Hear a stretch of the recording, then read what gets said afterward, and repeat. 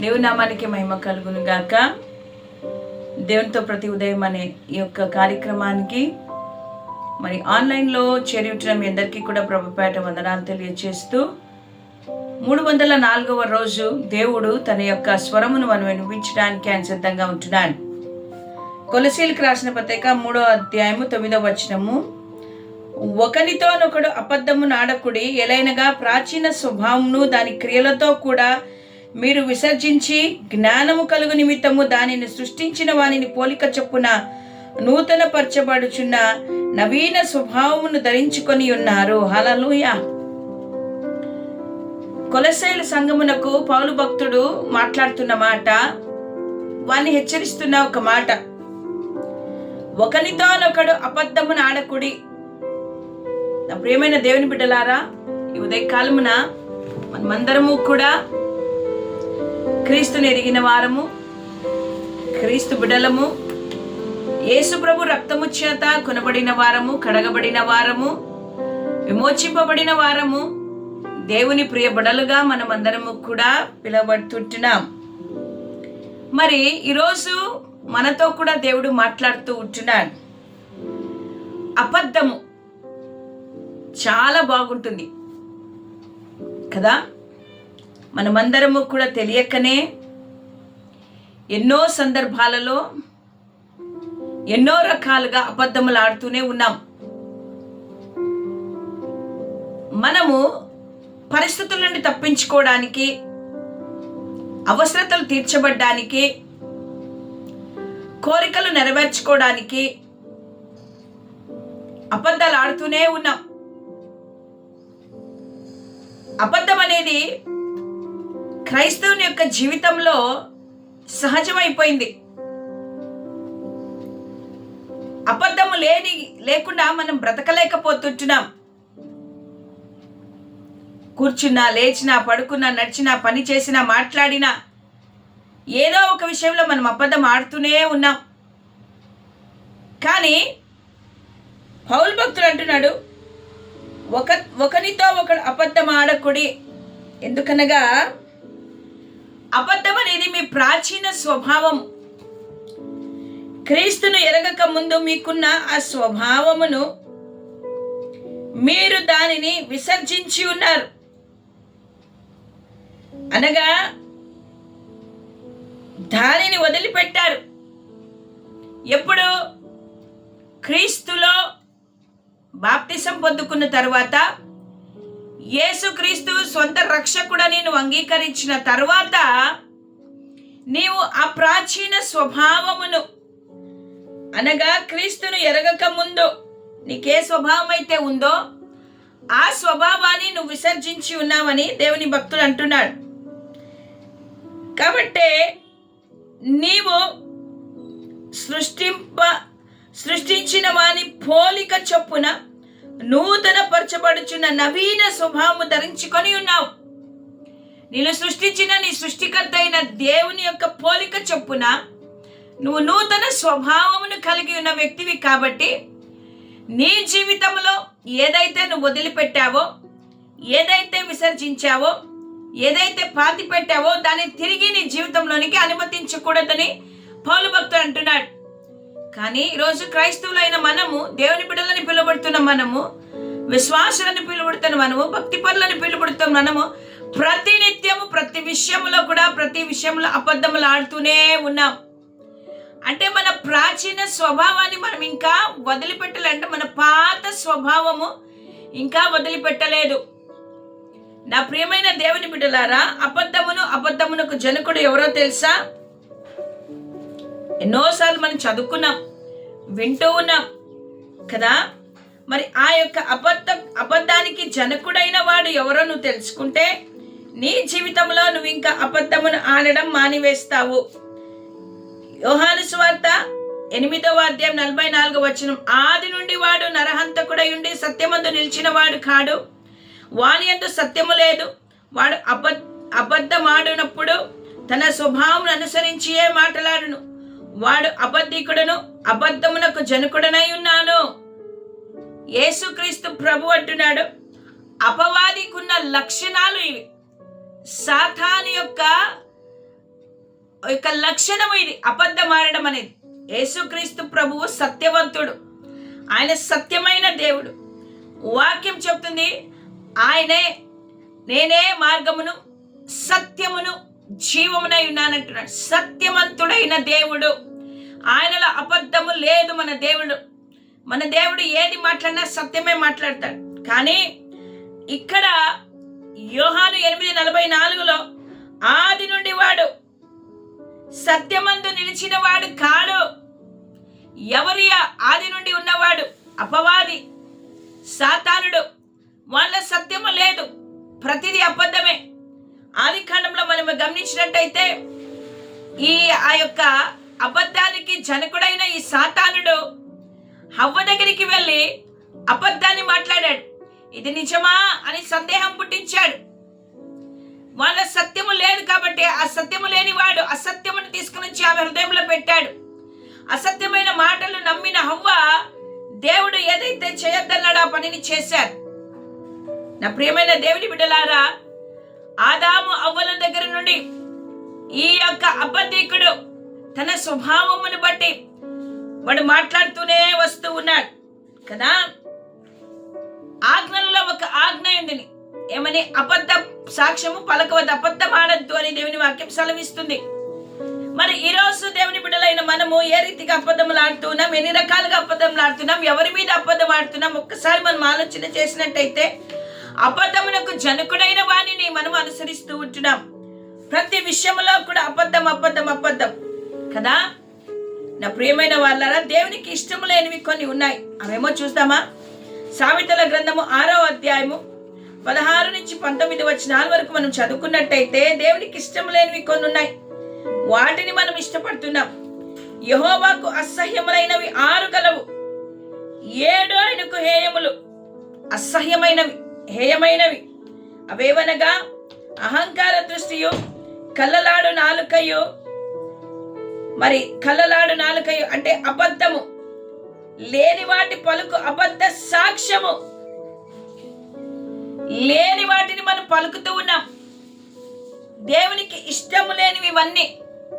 ఈరోజు దేవునికి ఇష్టము లేనివి నువ్వు చేస్తూ, నువ్వు దేవుని బిడ్డను, యేసుక్రీస్తు ప్రభువు నేను అనుసరించి నడుచుకుంటున్నాను, దేవుని మార్గంలో నేను ఉన్నాను, వాక్యం చదువుతున్నాను, ప్రార్థన చేస్తున్నాను, ఉపవాసం ఉంటున్నాను, మందిరానికి వెళ్తున్నాను, కానుకలు ఇస్తున్నానంటే దేవునికి ఇష్టము లేదు.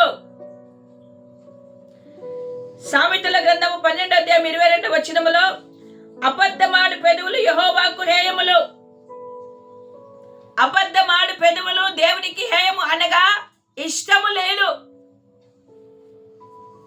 మరి ఈరోజు నువ్వు ఎన్ని రకాలుగా దేవుని నొప్పి పెడుతున్నావో ఒక్కసారి నిన్ను నువ్వు చూసుకో. దేవునికి ఇష్టం లేనివన్నీ చేస్తూ దేవుని బిడ్డలని చెప్పుకుంటూ ఉన్నాం. నా ప్రియమైన దేవుని బిడ్డలారా, ఈరోజు ఒకరితో ఒకరు ఎంత సులువుగా అబద్ధం ఆడుతున్నాం. సామెతల గ్రంథము 14వ అధ్యాయం 25వ వచనములో నిజము పలుకు సాక్షి మనుషును రక్షించును, అబద్ధములాడువాడు వట్టి మోసగాడు. అబద్ధములాడువాడు వట్టి మోసగాడు అని దేవుడి వాక్యం చెప్తూ ఉంది. నువ్వు మోసగాడివా? మోసం చేస్తూ ఉన్నావా? నీ మాటల ద్వారా ఇతన్ని మోసం చేస్తూ ఉన్నావు కదా. అసత్యాన్ని పలికి ఎన్నో కుటుంబాలలో ప్రాబ్లంను క్రియేట్ చేస్తూ, సంఘాలలో ప్రాబ్లంను క్రియేట్ చేస్తూ, పని చేస్తున్న దగ్గర, చదువుతున్న దగ్గర, పరిచర్య చేస్తున్న దగ్గర అబద్ధాలు ఆడి ఆడి ఆడి నువ్వు అబద్ధములు ఆడుతూ ఉన్నావు, మోసగాడైపోయావు. ప్రియమైన దేవుని బిడ్డలారా, నాలుక చిన్న అవయవమే, దీనిని సాధు చేయడానికి ఎవరి చేత కావడం లేదు. నీ నాలుకను సాధు చేసుకోమని దేవుడు అంటాడు. చెడ్డ మాటలు పలకకుండా నీ పెదవులను, కపటమైన మాటలు పలకకుండా నాలుకను, చెడ్డ మాటలు పలకకుండా నీ నాలుకను, కపటమైన మాటలు పలకకుండా నీ పెదవులను కాచుకొనుము అని దేవుని వాక్యం సెలవిస్తుంది కదా.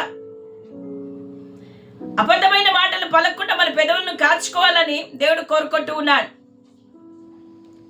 ఈరోజు మనము అబద్ధాలు ఆడుతూ బ్రతికేస్తున్నాం. ఒకరితో ఒకడు అబద్ధము చాలా సులువుగా చెప్తాం. దేవుని భయం మనలో లేదు. దేవుని ఆజ్ఞలకు మనం విధేయత చూపించడం లేదు. నా ప్రియమైన దేవుని బిడ్డలారా, అబద్ధము దేవునికి ఇష్టము లేదు. సాతానుడు అబద్ధం ఆడుతూనే వస్తూ ఉన్నాడు. వానిని అనుసరించి మనం బ్రతుకుతూ ఉన్నాం. వానిని జనకునిగా మనం చేసుకుని ఉన్నాం. ఈరోజు నీ జీవితంలో నీవు మానివేసినట్టయితే నీ యొక్క జీవితము బాగుపడుతుంది. లేవియా కాండము 20:16 నీ పొరుగు వారి మీద అబద్ధ సాక్ష్యము పలకకూడదు.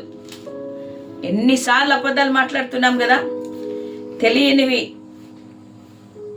దేవునికి ఇష్టము లేనివి, కుటుంబాలు పాడైపోయేటివి, వాక్యానికి వ్యతిరేకముగా ఎన్ని అబద్ధాలు ఆడుతూ మనం బ్రతుకుతూ ఉన్నాము కదా. నేను మీ దేవుడైన యెహోవాను, మీరు దొంగిలకూడదు, బొంకకూడదు, ఒకనితో ఒకడు అబద్ధమాడకూడదు, నా నామమును బట్టి అబద్ధ ప్రమాణము చేయకూడదు, నీ దేవుని నామమును అపవిత్రపరచకూడదు, నేను యెహోవాను. హల్లెలూయా. అబద్ధ ప్రమాణములు చేస్తూ ఉన్నా. దేవుని మీద ఒట్టు నేను అనలేదు, నా దేవుని మీద ఒట్టు నేను చేయలేదు, బైబిల్ మీద ఒట్టు నేను చేయలేదు. అబద్ధ ప్రమాణాలు చేస్తున్నావేమో, జాగ్రత్త. నీ బ్రతుకును మార్చుకోమని ఉదయకాలము దేవుడు అంటున్నాడు. దేవునికి ఇష్టం లేని హేయములైన వాటిలో అబద్ధమాడేది ఒకటి. మరి ఈరోజు అబద్ధాలు ఆడడం మానివేస్తావా? సంఘానికి ఎందుకు రాలేదమ్మా? అబద్ధం. ప్రార్థనకి ఎందుకు వెళ్ళడం లేదమ్మా? అబద్ధం కదా. దేవునికి ఇష్టం లేని పని మనం చేస్తున్నామని మనల్ని పరీక్షించుకొని ఈరోజు అబద్ధములకు జనకుడైన వానికి మనము లొంగకుండా సత్యవంతుడైన యేసయ్య వైపు చూస్తూ సత్యవంతుడైన యేసయ్యను అనుసరించాలి. మన ప్రాచీన స్వభావం మనం విడిచిపెడదాం, విసర్జిద్దాం. ఈరోజు నుంచి మనము క్రీస్తు కొరకు సాక్షి బిడ్డలుగా నిలబడదాం. అబద్ధమందు నిలిచి ఉండద్దు, సత్యమునందే నిలిచి ఉండు. దాని కొరకు నీ యొక్క జీవితము బలి అవ్వాల్సిందా పర్వాలేదు. సత్యము కొరకు నువ్వు పోరాడు. సత్యవంతునిగా నువ్వు జీవించు. సత్యమైన దేవుని అనుసరించు. ఆయన స్వరూపంలో ఉంటున్నావు, ఆయన పోలిక చొప్పున ఉంటున్నావు కాబట్టి ఆయన స్వభావం నువ్వు ధరించుకో. సత్యమునే నువ్వు మాట్లాడు. ఎంతకాలం అబద్ధాలతో కట్టబడతావు? ఎంతకాలం అబద్ధాలతో ఇతరుల్ని మోసము చేస్తావు? ఏదో ఒక రోజు వస్తుంది, నువ్వు తీర్పు తీర్చబడతావు. కాబట్టి నీ బ్రతుకును మార్చుకొని క్రీస్తు కొరకు సాక్షి బిడగా నువ్వు నిలబడు. అవునంటే అవును, కాదంటే కాదనే మన మాటలు ఉండాలి. కాబట్టి ఉదయకాలమున మనము ఒకరితో ఒకరు అబద్ధం ఆడడం మానివేద్దాం. ఏదున్నా సత్యంగా మాట్లాడుకుందాం. తప్పుంటే తప్పని ఖండిద్దాం, బుద్ధి చెప్దాం. దేవుని వాక్యానుసారంగా మనం బ్రతుకుదాం. ఒకరిని ఒకరు ప్రేమతో, సహనముతో, ఓపికతో అర్థము చేసుకొని ఒకరి పట్ల ఒకరు ప్రేమ కలిగి సమాధానముతో శాంతితో మనం బ్రతకాలి. అబద్ధములు ఆడే దాన్ని బట్టి మన జీవితాలు పాడైపోతాయి. మనమందరం చిన్నప్పటి నుంచి ఒక కథ వింటూనే వస్తున్నాం కదా. ఒక అబ్బాయి ఏమన్నాడు, నాయనా పులొచ్చే. ఒకసారి చెప్పాడు, 2 సార్లు చెప్పాడు, 3ఓసారి, 4ఓసారి, 5ఓసారి, 6ఓసారి నిజంగా పులొచ్చింది. వాళ్ళ నాయన సహాయానికి వెళ్ళలేదు. అబద్ధం ఆడుతూ ఆడుతూ ఆడుతూ ఉంటే ఒకసారి నీ జీవితమే నాశనం అయిపోతుంది.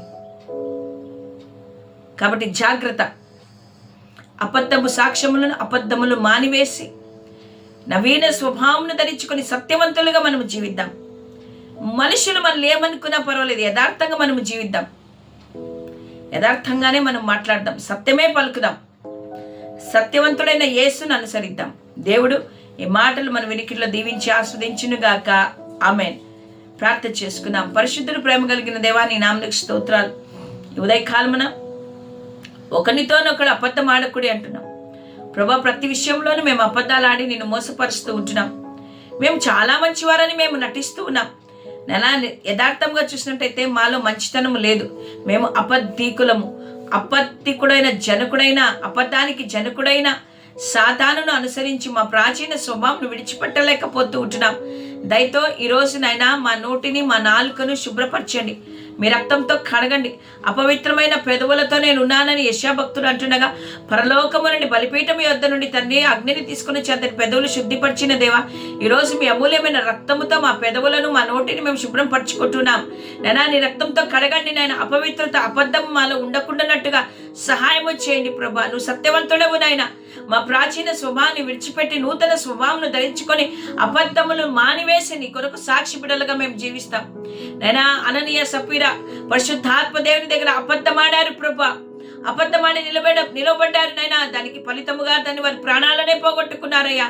ఈరోజు మేము అబద్ధాలకు నైనా అనుసరించి అబద్ధాలను నైనా అలవాటు చేసుకొని మా జీవితంలో ఒక భాగముగా అబద్ధం నిలిచిపోయిందయ్యా.